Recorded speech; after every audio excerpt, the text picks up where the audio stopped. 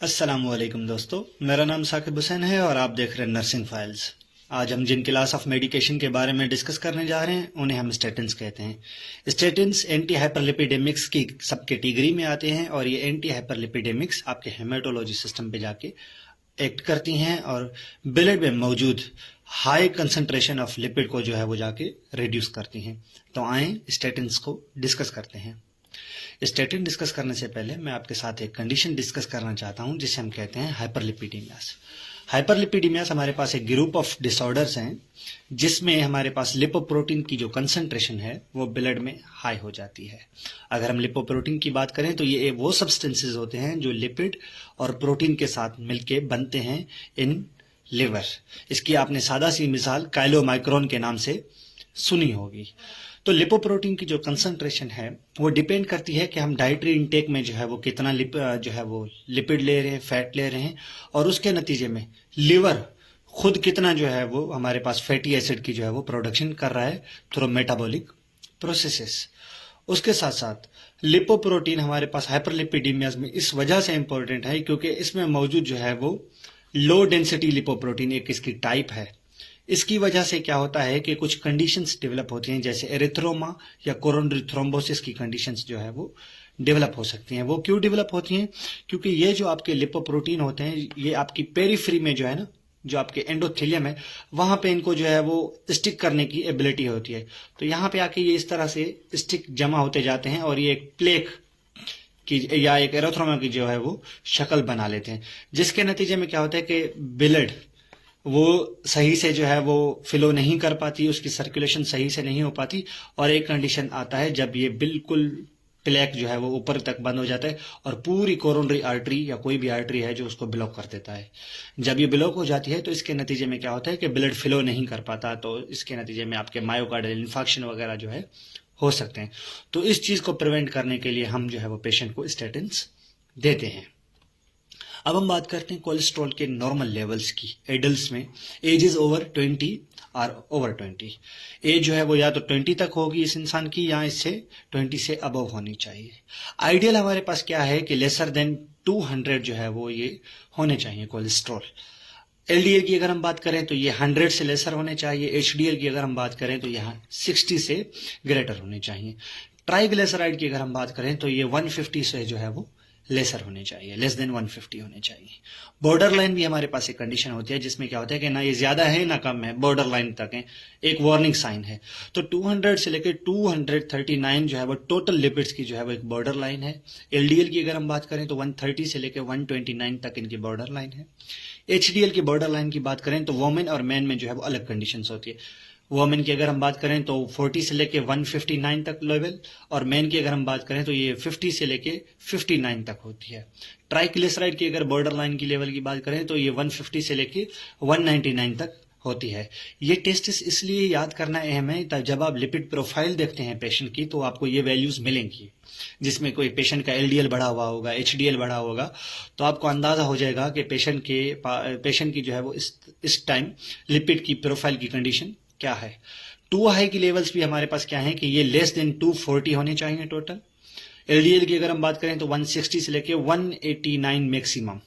इससे अगर ज्यादा होगी तो ये वेरी मच हाई होगा। अगर हाई की बात करें तो ये 160 से लेके 189 तक। वेरी हाई की अगर बात करें तो 190 से अबव ये वेरी हाई होगा। एचडीएल की अगर हम बात करें तो लेस देन हमारे पास जो है वो ये 40 होगा, तो ये वेरी हाई जो है वो टू हाई और टू लो होगा। और अगर मैन की बात करें तो लेस देन 50 जो है वो ये टू लो होगा। अगर हम ट्राइग्लिसराइड की बात करें तो 200 से लेके 499, और अगर वेरी हाई की बात करें तो ये जो है वो ग्रेटर देन 500 होना चाहिए। ये हमारे पास कुछ बेसिक कंडीशन जो है वो लेवल्स हैं, इनको याद करना हमारे लिए अहम है। तब जाके हमें समझ आती है कि लिपिड जो है वो उसकी कंसंट्रेशन ब्लड में बढ़ी हुई है या कम है। इन्हीं टेस्टिस को देख के हम ये अंदाजा लगा सकते हैं। अब हम बात करते हैं रिड्यूसिंग प्लाज्मा कोलेस्ट्रॉल लेवल्स की। प्लाज्मा जो है वो कोलेस्ट्रॉल की लेवल्स को किस तरह से कम किया जाए। अगर आप डाइट या वेट रिडक्शन के हवाले से भी बात करें तो हम जितना कम से कम अगर आप पेशेंट को एजुकेट करेंगे कि आप सैचुरेट जैसे कि एनिमल फैट है उसको कम इस्तेमाल करेंगे तो आपकी बॉडी में लिपिड जो है वो कम से कम बनेगा। उसके अलावा अगर आप इंक्रीज इंटेक करेंगे अनसैचुरेटेड फिशेस जैसे फैट्स जैसे कि फिश और वेजिटेबल्स होंगी तो ये आपकी सेहत के लिए भी अच्छा है और इससे आपको मिनिमम से मिनिमम जो है वो फैट मिलेगा क्योंकि आपकी बॉडी में फैट पहले मौजूद है। उसके अलावा अगर हम पेशेंट को ये एजुकेट करें कि अगर आप इंक्रीज इनटेक ऑफ एंटीऑक्सीडेंट्स ले ले जैसे कि विटामिन ई हो गया, कोएंजाइम Q10 हो गया, तो ये रिड्यूस करते हैं एलडीएल लो डेंसिटी लिपोप्रोटीन की एबिलिटी को कि वो एरिथ्रोमा और जो है वो उसकी कंडीशन को जो है वो उसकी एबिलिटी को जो है वो रिड्यूस करते हैं कि वो एरिथ्रोमा की कंडीशन ना करवाए। जो उसके साथ साथ इनिबिट करते हैं ट्यूमर की ग्रोथ को। उसके अलावा अगर आप मेंटेन करें, पेशेंट को ये एजुकेट करें कि आप स्ट्रिक्ट से स्ट्रिक्ट डाइट प्लान जो है वो फॉलो करें, तब भी पेशेंट सिर्फ डाइटरी प्लान के साथ ओनली 3 to 6% जो है वो अपने कोलेस्ट्रॉल लेवल को रिड्यूस कर सकता है, जो कि इनफ नहीं है। इसके साथ आपका कोरोनरी हार्ट डिजीज का जो रिस्क है वो रिड्यूस नहीं हो सकता जब तक आप इसके साथ कोई लिपिड लोअर की मेडिकेशन नहीं लेते जैसे कि आपकी स्टेटिन्स हो गई। तो इसी पर्पस को देखते हुए वेरियस जो है वो ड्रग्स इन्वेस्टिगेट की गई हैं जिसमें बाइल एसिड बाइंडिंग रेजिन्स आ जाते हैं, ये अलग क्लास है, हम डिस्कस करेंगे। फिब्रेट्स बहुत अहम, इसको भी हम आगे वाली क्लास में डिस्कस करेंगे। और जो आज का हमारा टॉपिक है कि HMG कोए रिडक्टेस इनिबिटर्स जिन्हें हम स्टेटिन्स कहते हैं, जिनको हम आज डिस्कस करने जा रहे हैं, ये भी अहम है और इन्हीं के थ्रू जो है वो आप पेशेंट के लिपिड की जो कंसंट्रेशन है उसको जाके रिड्यूस करते हैं और कोरोनरी हार्ट डिजीज का जो रिस्क है उसको एलिमिनेट करने की कोशिश करते हैं। तो आए स्टेटिन्स को डिस्कस करते हैं। स्टेटिन्स में आपकी जो है वो बेसिकली 5 किस्म की ड्रग्स आती हैं: एटोरवेस्टिन, फिलोवेस्टैटिन, लोवेस्टैटिन, उसके साथ साथ प्रावेस्टैटिन एंड सिमवेस्टैटिन। ये आपके पास जो है वो ग्रुप्स हैं, ड्रग के जेनेरिक नेम्स हैं और इसी में जो है वो आपको मुख्तलिफ किस्म के जो है वो ट्रेड नेम मिलेंगे, लेकिन ये अहम है जैसे कि आपकी लोवेस्टिन आती है, ये बहुत चलती है, वेस्टैटिन आ जाती है, ये बहुत चलती है, सिमवेस्टैटिन आ जाती है, ये बहुत चलती है। अगर हम इनकी क्लास की बात करें तो ये किस तरह से काम करते हैं, HMG कोए रिडक्टेस इनहिबिटर्स हैं जिन्हें हम स्टेटिन्स कहते हैं। मैकेनिज्म ऑफ अगर एक्शन की बात करें तो मैं आपको यहाँ पे पिक्टोरियल व्यू में समझाना चाहूंगा कि इनका डिटेल्ड मैकेनिज्म ऑफ एक्शन क्या है, किस तरह से ये जाके एक्ट करती हैं अपने जो है वो सेल के ऊपर। तो जैसे ही आप अब यहाँ पे 2 सेक्शंस है, नीचे वाले सेक्शन को आप अलग कर लें, ऊपर वाला सेक्शन अलग है। सबसे पहले हम ये समझते हैं कि कोलेस्ट्रॉल बेसिकली लिवर में बन किस तरह से रहा होता है, कैसे लिवर में इसकी प्रोडक्शन होती है। तो लिवर में मौजूद आपके स्मूथ एंडोप्लाज्मिक रेटिक्यूलम वो क्या करते हैं कि एंड प्रोडक्ट जो रेस्पिरेशन का होता है हमारे पास एसिटाइल कोए, उसके 2 मॉलिक्यूल लेंगे, उसमें मौजूद एक enzyme acetyl CoA acyl transferase क्या करेगा, इन 2 एसिटाइल कोए के मॉलिक्यूल को कन्वर्ट करेगा आपके पास एसिटो एसिटाइल कोए में। अब एसिटो एसिटाइल कोए को क्या होगा कि हमारे पास एक और एंजाइम जिसे हम नाम देते हैं HMG कोए सिंथेस, ये इस एसिटो एसिटाइल कोए को एसिटाइल कोए का एक और मॉलिक्यूल के साथ बाइंड करेगा और एक नई प्रोडक्ट जो है वो जनरेट करेगा जिसे हम नाम देते हैं 3 हाइड्रोक्सी 3 मिथाइल ग्लूट्रेल कोए, जो कि है HMG कोए हमारे पास बहुत ही अहम प्रोडक्ट। यही अहम प्रोडक्ट क्या होती है कि आपके पास आगे कन्वर्ट होती है मेवेल्यूनेट में। अब ये मेवेल्यूनेट जो है ना, ये बेसिकली प्रीकर्सर है आपके कोलेस्ट्रॉल बनने के लिए। अब जब ये मेवेल्यूनेट बन जाता है ना तो ये डायरेक्ट आपके पास एक एंजाइम की मदद से कोलेस्ट्रॉल में कन्वर्ट हो जाता है। हमें क्या करना है, बॉडी में कोलेस्ट्रॉल की लेवल को घटाना है। तो हम यहाँ पे कौन सी मेडिकेशन देंगे, वो मेडिकेशन देंगे जो 3 हाइड्रोक्सी 3 मिथाइल ग्लूट्राइल कोए को मेवेल्यूनेट में कन्वर्ट ना होने दे। अब ये मेवेल्यूनेट में जब कन्वर्ट होता है ना, इससे एक एंजाइम की जरूरत पड़ती है जिसे हम नाम देते हैं HMG कोए रिडक्टेस। अब ये एंजाइम का काम क्या होता है, ये रेट लिमिटिंग करता है आपके स्टेप को। अब मिसाल के तौर पे 10 पैकेजेस चाहिए, 10 बैग्स चाहिए, 20 बैग्स चाहिए, मिसाल दे रहा हूं आपको एक किस्म का। तो क्या करता है, यही डिसाइड करता है कि बॉडी में कितने कोलेस्ट्रॉल या मेवेल्यूनेट के पैकेट्स बनने हैं। इसी एंजाइम के पास ये एबिलिटी होती है और यही डिसाइड करता है। तो हमने ऐसी ड्रग को चूज करना है जो जाके इस एंजाइम को एक्ट करे और इस एंजाइम के ऊपर बाइंड करे और इसे एक्टिव ना बनाए। तो वो कौन सी ड्रग है हमारे पास, स्टेटिन्स। अब ये स्टेटिन्स क्या करती हैं, ये स्टेटिन्स आपकी इसी ड्रग एंजाइम के ऊपर बाइंड करती हैं और उसे जो है वो डिसेबल कर देती हैं। जब ये डिसेबल कर देती हैं तो आपका 3 हाइड्रोक्सी 3 मिथाइल ग्यूटाइल CoA अब जो है वो कन्वर्ट नहीं हो पाता मेवेल्यूनेट में।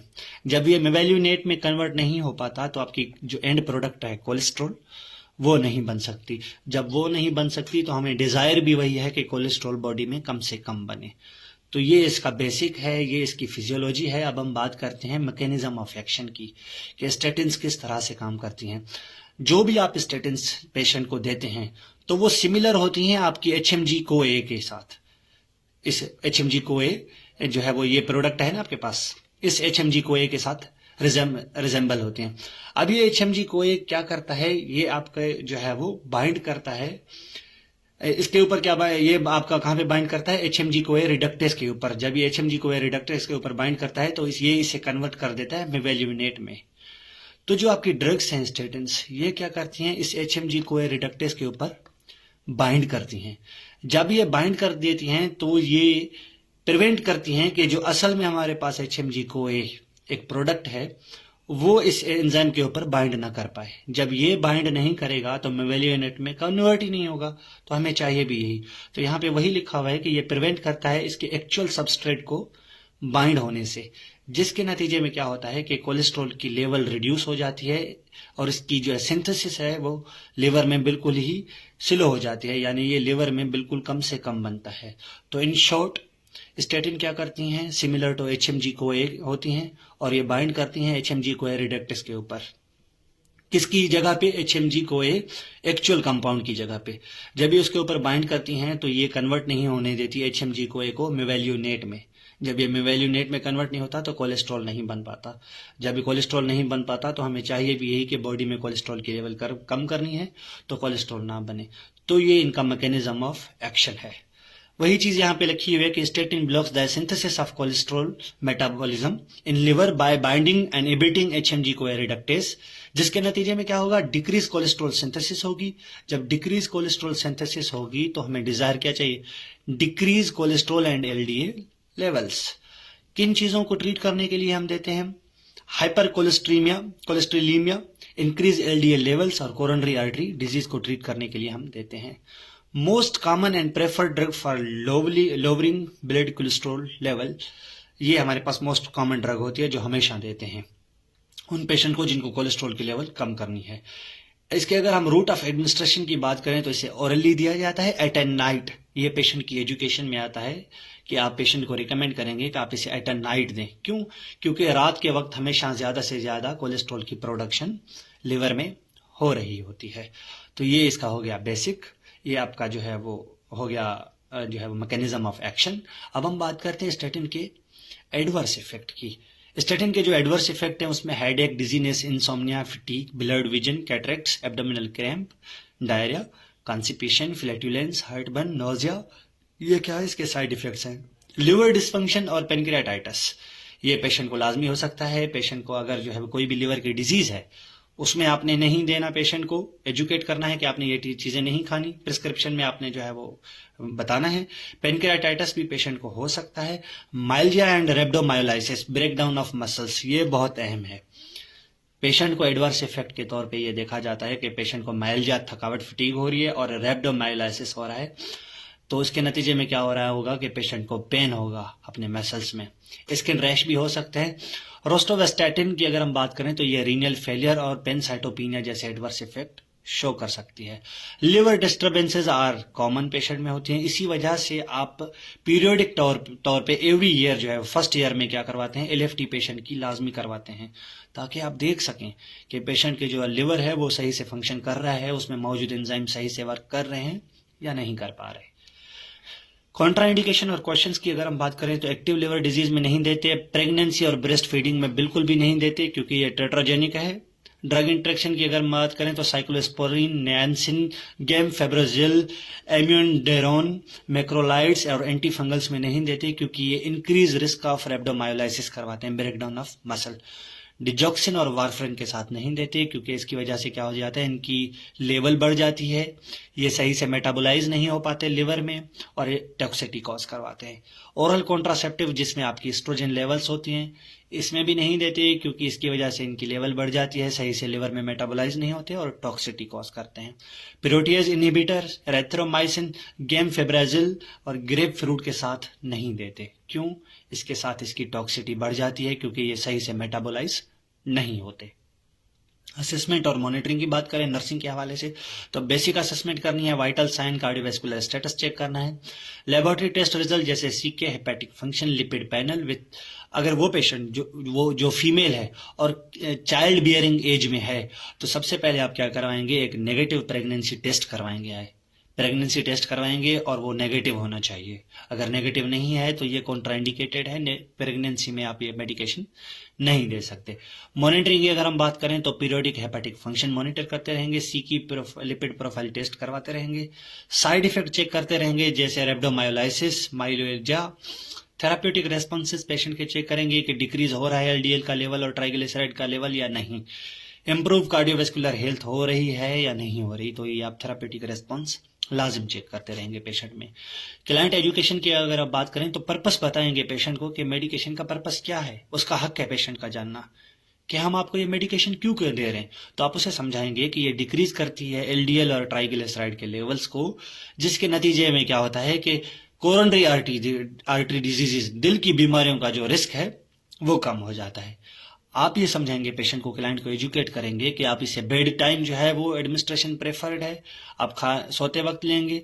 उसके अलावा अवॉइड करेंगे इसके दौरान ग्रेप फ्रूट और ग्रेप फ्रूट जूस, ठीक है। लिमिट अल्कोहल करेंगे। Female client of child bearing जो एज है, आप उसे ये बताएंगे कि आप यूज करें रिलायबल कॉन्ट्रासेप्टिव ड्यूरिंग ट्रीटमेंट, जिसमें आपका क्या नहीं होना चाहिए, एक जो है वो हमारे पास एस्ट्रोजन, वो कॉन्ट्रासेप्टिव लेंगे जिसमें आपका एस्ट्रोजन ना हो, बिल्कुल कम से कम हो। इन्फॉर्म करेंगे हेल्थ केयर प्रोवाइडर को अगर आप प्रेग्नेंट हो जाती हैं तो इन मेडिसिन के दौरान, क्योंकि ये कॉन्ट्राइंडिकेटेड है, टेट्रोजेनिक है इन प्रेगनेंसी। साइड इफेक्ट आप पेशेंट को बताएंगे, गेस्ट्रोइंटेस्टिनल डिस्कम्फर्ट ज्यादा होते हैं, ईट स्मेल, फ्रीक्वेंट मील्स आप खाते रहेंगे। अगर पेशेंट को डिस्कम्फर्ट हो रहा है, वॉमिटिंग, डायरिया हो रही है, तो आप उसे ये समझाएंगे कि आप ईट स्मॉल करें, छोटी छोटी जो है वो तादाद में आप खाना खाएं, 2 निवाले, 4 निवाले, 8 निवाले खा लें, उसके बाद वक्फे के साथ दोबारा खाएं, फ्रीक्वेंट मील के साथ। कॉन्स्टिपेशन हो रही है अगर आपको, तो उसके साथ आप क्या लेंगे, इंक्रीज फ्लूइड जो है वो फ्लूइड लेंगे और फाइबर इनटेक अपना ज्यादा रखेंगे। ये आप क्लाइंट एजुकेशन में पेशेंट को बताएंगे। उसके साथ साथ कौन से ऐसे सिम्टम्स हैं जो आप हमें बताएंगे, हेल्थ केयर प्रोवाइडर को रिपोर्ट करेंगे, जैसे रेब्डोमाइलोसिस के symptoms, unexplained muscle pain, weakness या ब्राउन यूरिन आ रहा है, ये अहम है, ब्राउन यूरिन और अनएक्सप्लेन्ड मसल पेन, तो आपने जल्द से जल्द हेल्थ केयर प्रोवाइडर को बताना है। लिवर एम्पेयरमेंट जैसे फिटीग, एनोरेक्सिया, नोजिया, डार्क यूरिन और येलोइंग ऑफ आईज और स्किन, बेसिकली जॉइंटिस के साइन सिम्टम्स हो रहे हैं, तो आपने जल्द से जल्द अपने हेल्थ केयर प्रोवाइडर को बताना है। पेनक्रियाटाइटिस के साइन सिम्टम्स हो रहे हैं, जैसे राइट जो है वो अपर क्वाड्रेंट में पेन, एब्डोमिनल में pain that occurs after eating, खाने के बाद, specially pain in upper abdomen, जिसे हम मेडिकल लैंग्वेज में क्या कहते हैं, राइट अपर क्वाड्रेंट में। उसके साथ साथ और ये पेन रेडिएट करता है शोल्डर की तरफ, बैक में शोल्डर की तरफ, तो आप उसे ये साइन समझाएंगे कि अगर आपको इस तरह से पेन हो तो आपने जल्द से जल्द हेल्थ केयर प्रोवाइडर को बताना है।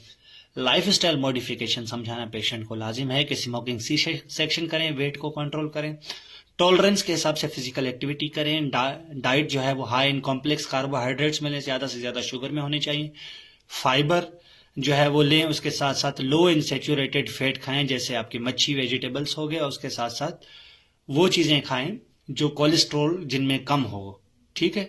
तो ये आप क्लाइंट को एजुकेट करेंगे इनके बारे में। यहाँ पे हमारे पास ये लेक्चर स्टैटिन का खत्म होता है। इंशाल्लाह हम अपनी अगली नेक्स्ट वीडियो में डिस्कस करेंगे फिब्रेट्स को। तब तक के लिए दीजिए मुझे इजाजत। अल्लाह हाफिज।